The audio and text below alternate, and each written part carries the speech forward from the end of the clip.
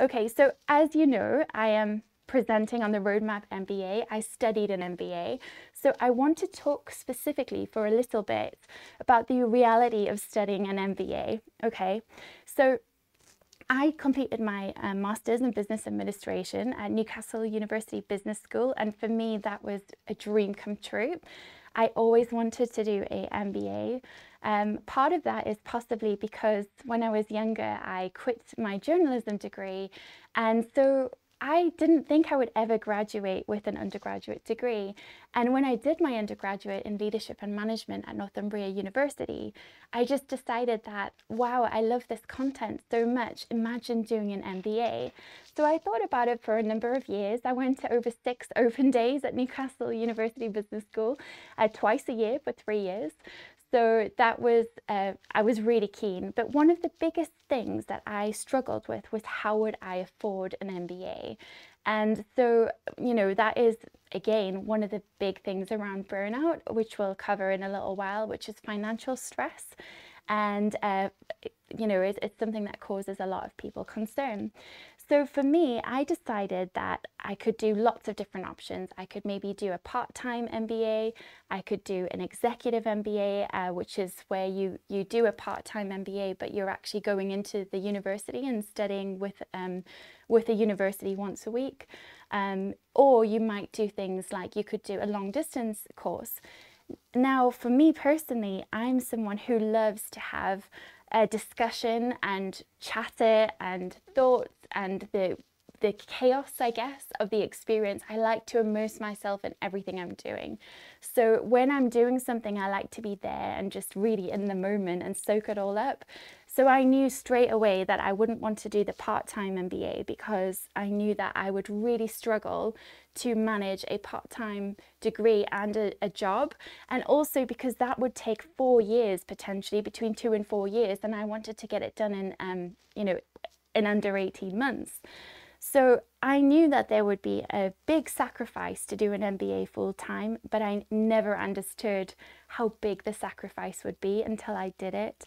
And like I said, I'm going to get really raw and honest with you guys, just because I know that, you know, people don't always think about these things, so it might be helpful. I also want to say that I did consider a long distance MBA, and at the time there weren't really options like what the Roadmap MBA offers. There are, you know, some alternatives, but I just didn't feel that I found anything that I connected with at the time. And I didn't find anything that I saw that was officially accredited. So that was one of my big decisions about not doing a long distance course. So when you do an MBA, it is a course that I would say is a tremendous sacrifice. So what is different about it to any other masters? Well, part of it is that in the 80s and 90s, an MBA was all the rage. You know, it was in management structures, you know, if you had your hierarchy, because you often had quite hierarchical management structures in the 80s, you would often have people at the top who had an MBA, because not everyone had gone to university, and it was quite an achievement to have done that. And so to have put that time and effort into that qualification showed people that you had that piece of paper. So it was instantly, for credibility, something really worthwhile. At the same time, you learned lots of business theories and systems and tools and models that were very important as we were learning in that time. So an MBA is a globally renowned qualification people recognize and respect. And, you know, for some people that is really important. And for me, it was. I wanted to have that sense of achievement. Why is it different to another master's? Well, it's a very specific program. It's known to be more intense. So for instance, some of my master's colleagues on other programs maybe who might be doing, I don't know, international communications or a art program or very different courses, politics, I know they would have maybe 6 lectures a week, but then they would have to do a lot of reading and group work. Whereas for my program, we would have at least 3 2 to 3 classes a day, sometimes 3-hour lectures. You would have seminars, you would have networking, you would have special talks that you were expected to go to. So there was a lot of work to do in the classroom as well as outside the classroom.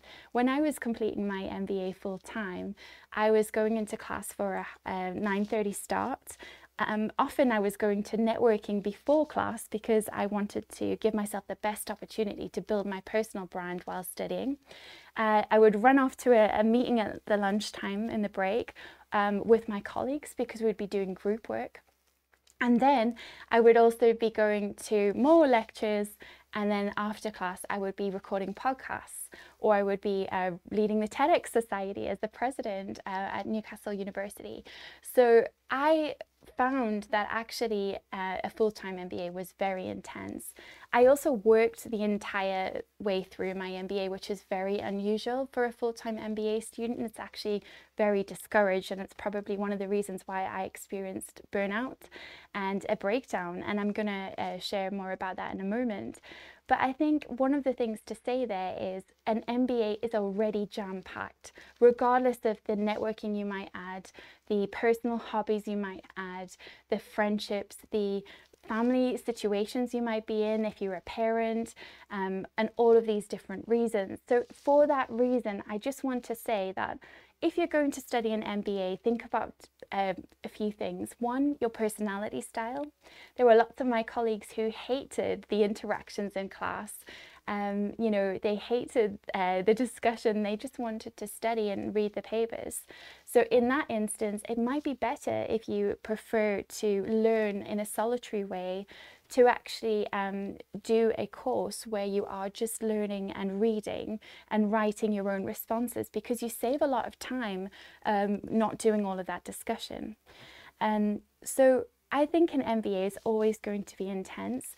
You also are put together in a group of people in the classroom situation. So for instance, whether you went to Harvard or Newcastle University Business School or London Business School, London School of Economics, wherever you are, Cape Town University, anywhere, you will be in a mix of people that are from all walks of life and all over the world. And that's what I absolutely loved. I loved the cultural interaction and communication, because we clashed all the time, because we were put in situations where we would clash. It felt like a melting pot of different cultures and communities. And I learned so much about how to communicate with colleagues who have a different point of view to me. I discovered that actually for some of my Asian and Chinese friends, I was very outspoken, especially for women. And I discovered that other things, like some of my colleagues from the Middle East also found me outspoken and didn't like me standing up for certain things. And I just found it so interesting to examine my own values, my own thoughts and beliefs about myself. From other people, from other people's perspectives, from their feedback. So anything we say and do, we get a mirror back to us in other people's behavior. We see a different version of ourselves, a different way of seeing the world.